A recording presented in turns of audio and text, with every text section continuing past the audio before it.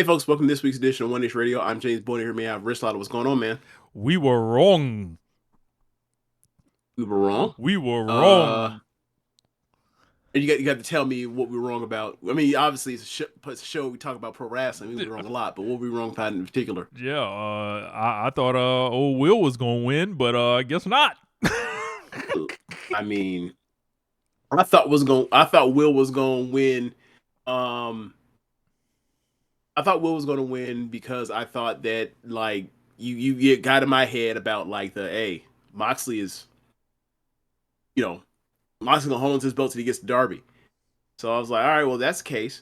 You keep if you want to keep nonsense people from being furious with you, you get away from you don't put Hangman into that situation and have people furious with you. Now that they've done it, Hangman better damn well win because if not, it's gonna be people jumping off point with this promotion. Look,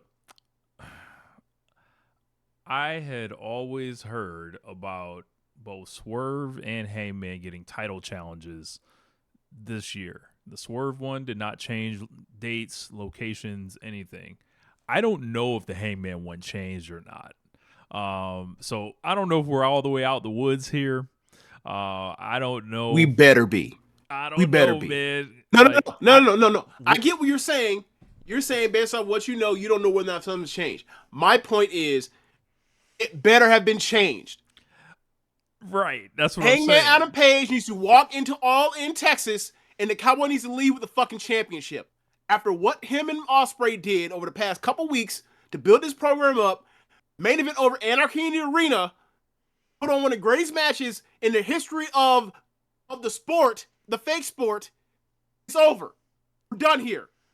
Jon Moxley has had a reign of terror of bad matches.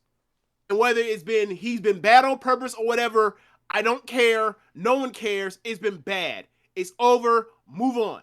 The only person that's even had got a great match out of him in the defense, I mean, has been Orange Cassidy. Orange Cassidy is nowhere to be found with an injury. Unfortunately, get well soon. My point is this. No, we're done. The reign of terror ends here. I don't give a fuck about Darby Allin coming off the mountain. Good for him. Glad he didn't die. Get back soon. We're done. We're done here. The heir apparent isn't going to be Darby Allin. Darby Allin's been off TV forever. For how long? How long he been off TV for? December. What tickets does he help sell? Not a damn one. Not a damn one in 2025. Yeah. If you want to make him champion at a later time, but not a later time, meaning he has to this reign that Jon Moxley's on has to continue. We're done with this. And it seems like I don't know. I guess we'll jump into Will and Hangman here too. We'll just start with it, but with Will, like, you know how my brain works. I'm like, all right, was this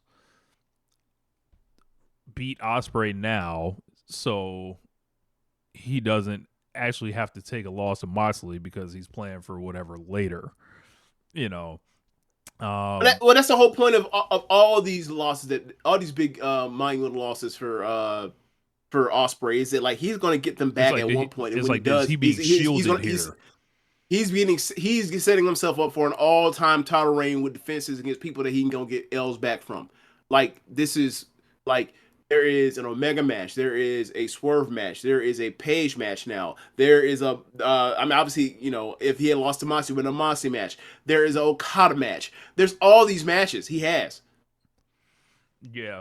So, yeah. Yeah, so like Will Ospreay versus Hangman Page, one of the great matches of all time. By the time this thing got in the ring, James, this show was long as hell, but like it didn't matter. Everybody knew what they were ready for. They were into it. This was one of the rare times like in AEW where it was like, yo, they nailed the presentation 100%. Whatever the fuck they did with the lighting was incredible. The way they shot this match, this felt like a prime G1 final. Like you just don't know which guy's gonna win. And it was just like, I thought the work was so high quality in this match. I thought they literally showed like by the time it got in the ring, this had felt like the biggest match in this promotion in like in a long time. since All In, like last year. Rich, that's where lighting's from. It's all in lighting. It's all in / Grand Slam lighting. Yeah, it was. I don't know what they did, but it was like they, Like there's spotlights, there's white spotlights up in the air.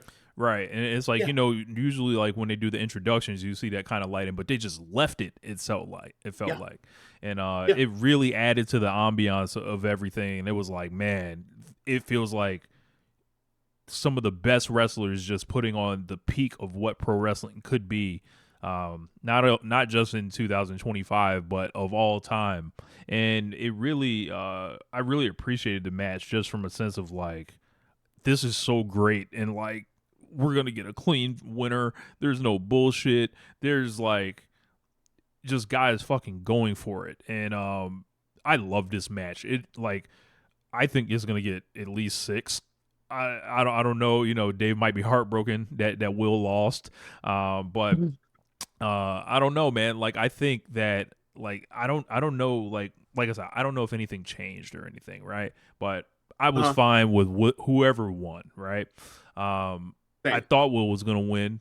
Thought it is not wise to just keep beating him all the time, but the guy's so fucking great, it's not gonna matter. Here's your suffering. Here's your whatever. He's lost the C2 final. He's lost the Owen Hart final. He's lost a Swerve before. He's lost the G1 too. He's lost plenty of G1s. Yeah. So like, I mean, you know, this guy. I saw a connection last night, James. I don't know about you. Yeah, like this guy's incredible. And Hangman really just like, it was so cold how Hangman approached this match. While how Will was like kind of playing to the crowd and doing everything, they kept pointing out on commentary, Hangman is laser focused on him. And then you think about the promo that set it up last week. It was like, we should have known. Like they let Will go a little too crazy in the promos last week because I thought he like blacked out. And at the beginning of the match, like, but it's a babyface versus babyface match, but like Ospreay is playing to the crowd like a bad guy to get the crowd more on Hangman's side early. Like it was, you know, like for me when I saw that, I was like, okay, I think Hangman's winning. Just have to be right. I mean, obviously it's a gut feeling thing. You know, both crowd. I mean, there was still room for cheering for them at different times, at different points, but still, I felt like at that point in time, I was like, okay, I've seen this. And the thing for me that I love about this match is this was these two guys having their first singles match, even though they've been around each other in different promotions, whatever else. And ultimately, I'm watching this match and like this is like the best parts of like the Hangman Danielson series. Those matches that went like an hour. And this is like obviously with the standoff, like this is part of the the Danielson and Ospreay match from last year. Like this is like a distillation of like the best stuff from both Danielson matches put together. I was like, these two, like I always knew like this promotion was like always headed towards Will versus Hangman at a certain point, and it was like it was just like, all right, how great can this be? And then they surely answered that with just Hangman doing Swerve's finish, and then Will cocking back for the V trigger. It was first the V trigger. It was first Ospreay doing the V trigger, and then Paige got it by doing the Swerve JML big pressure spot. I was like, man, this is yeah. They that Styles clash off the edge of the ring. That was pretty sick. Yes, that was disgusting because I don't know why he didn't just why did he jump? The jumping made it to where. So the crazy thing was, I thought Hangman was going to reverse that like into a dead eye or something. Like I think. Like he was gonna skip. He was gonna get his feet free, land on the floor. Okay, I get you mean. You know, like I thought they were going to do this at some point in the match. I wouldn't be shocked if they pulled that out one day. The dead eye spot was saved for the table, which is like the table fucked up. But like outside of that, it's a perfect match. Yeah, man, I thought that like,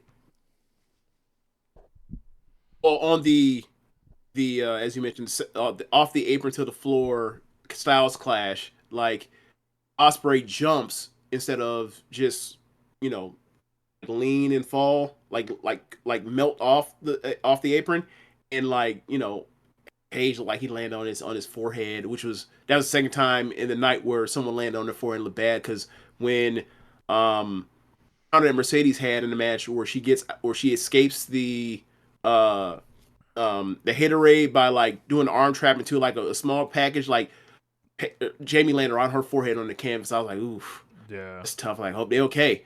But yeah, man, it was a great match. Like, it's one of the greatest matches of all time. Like, the only match I can think of that might be better than I can think of that I saw this year would be the Gabe Kidd and Omega match. Obviously, I've seen a lot less wrestling. I haven't watched much New Japan stuff, but like, yeah, it's of that tier. I think it is better. I think it's flat out a better worked match than Kamatani and Tam. I think it's a flat out better worked match than Mayu and Shuri, which I thought Mayu and Shuri was a better worked match than Kamatani and Tam was in the ring. So yeah, man, I thought this one, on the Meltzer scale, Meltzer's going to get this like at least 5 3/4, at Minimum. least. Yeah. Yeah, and we set the bar at 5.5 on the Meltzer scale. Where Meltzer's scale of where it's going to be, it's going to go above that. Like this, I mean, I think this could very well win Boys of Wrestling match of the year. Yeah, I think it very well could. Yeah. I think a lot more people are going to end up seeing this than even the Gabe Kidd and Omega match, unfortunately. But still, I think no way this don't finish top 5 unless something else crazy happens this year, which very well could, because as I mentioned, when it came to when I talked about Hangman, like, Hangman is one of Moxley's best opponents. Hangman is one of Moxley's best opponents. If Moxley doesn't come out here and give us a classic, then he might, like, what are we doing? Do we just leave him there in the stadium, just like, hey, walk home? Like, I mean, he's got too much money to be walking home, but I mean, Renee will give him a ride, But still, it's like, hey, there's no excuses.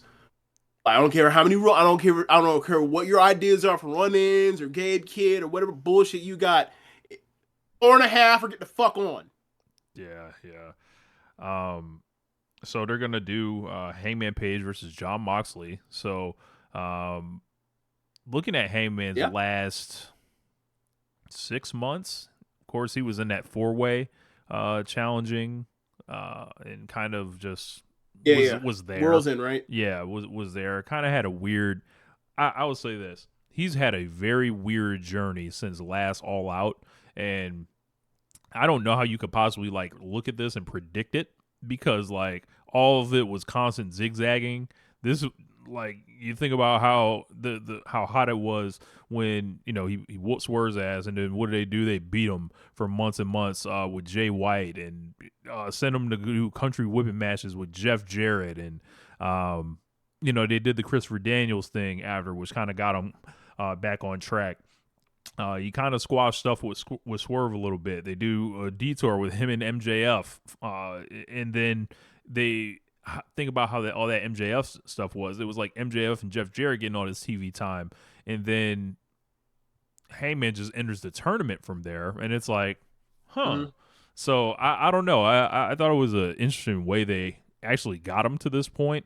I would not credit them as saying they've had this plan all along. There's no way they had this plan all along there's no way that they thought that back in, let's say, October or before 2025 that Hangman was going to be in the main event of All In Texas. There's no way. There's no way. Because I don't know why it's too like that. Yeah, that's what I'm getting at. Like, because honestly, they didn't fix this with him until the MJF, honestly. And honestly, given where they were as far as their quality of television, it wasn't that they needed to fix Paige. They needed Paige to fix MJF. Yeah, because Hangman was just like almost in this no man's land. I feel like, where it was like, right. They were giving him scraps. Right. Question from Slash Eyes. So can we officially say TK has moved on from the Punk stuff towards Hangman? No. No. No. I how do I say this? We'll never know whatever affinity or how much of a fuck it. We'll never know how much of a mark Tony Khan was for CM Punk exactly. We'll never know the depths of that. But we do know what was stop and start a lot with Paige, and some of that had to do with him, taking family time or whatever else. But a lot of the time when he was around, he was out here doing a lot of this, right? Yeah. Up and down the roller coaster, not on a aside from the swerve stuff, just kind of a wandering around, right? And throughout the promotion.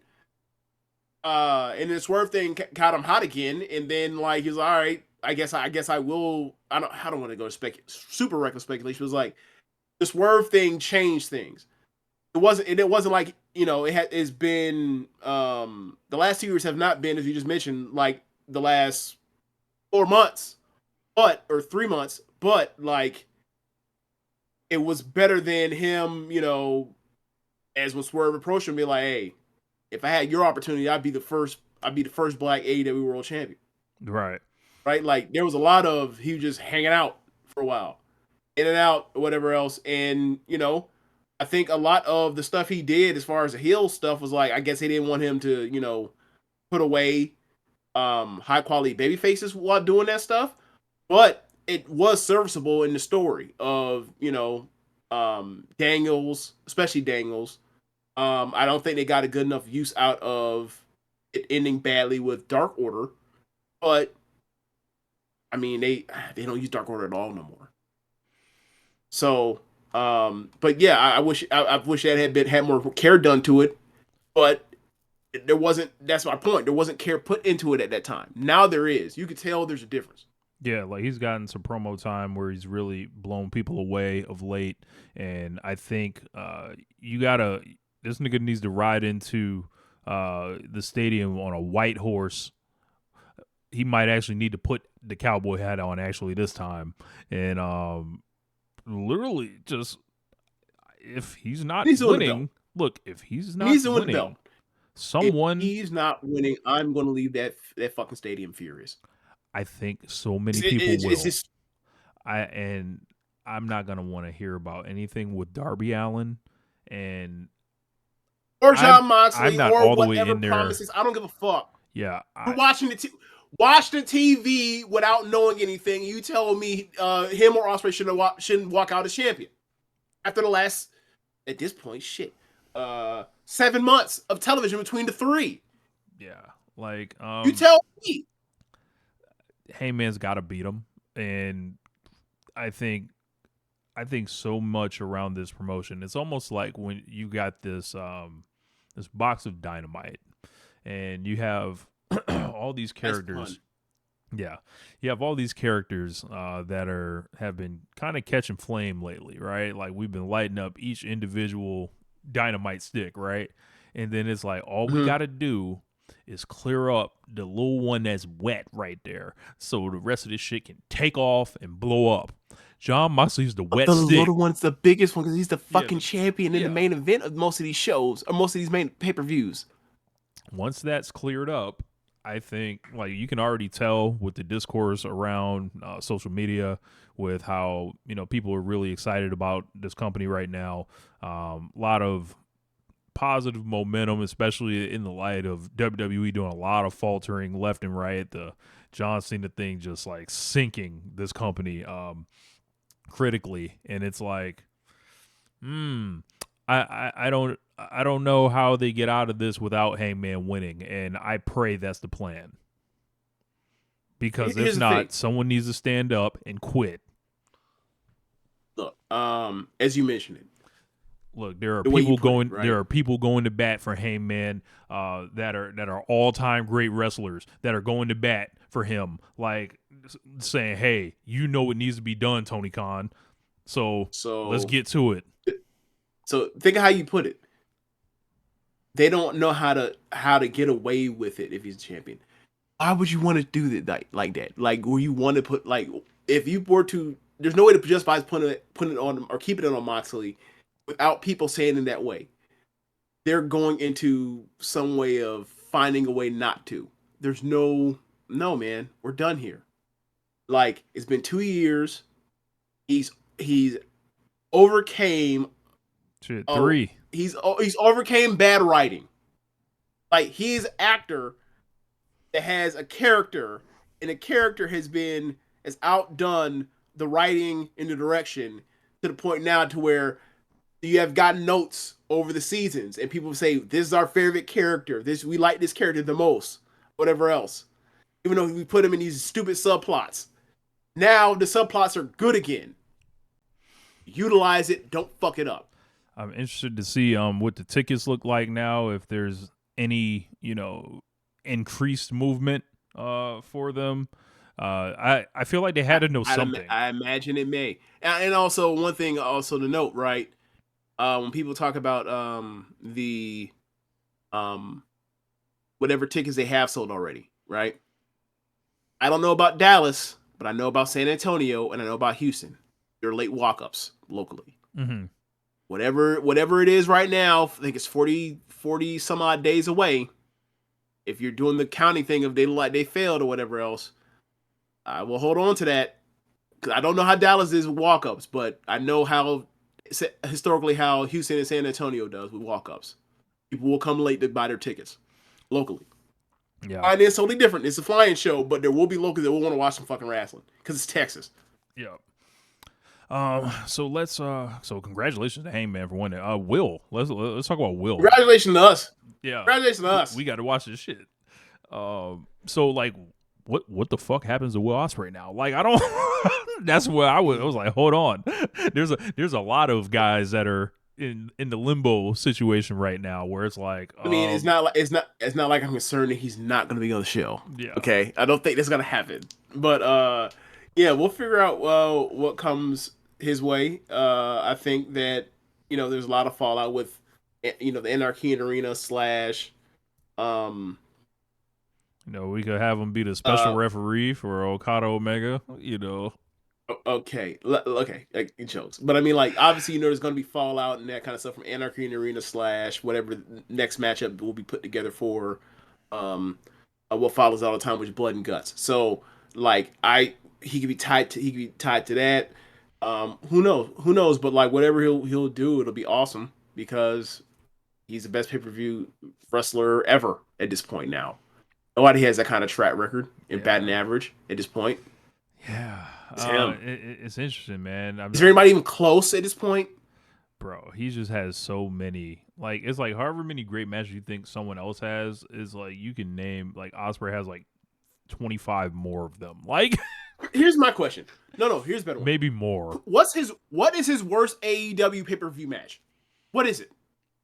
Probably. Anybody in the chat want to tell me what his worst AEW pay-per-view match has been? Probably the Roderick Strong match or the Kevin Knight match, and that was probably like 4.5. Both of those. That's where I'm getting at. Yeah. Like we've talked about this before with him and his future. If he could stay healthy, the knees, the neck, the hips, the back, stay healthy or stay relatively healthy, where he could end up. Man.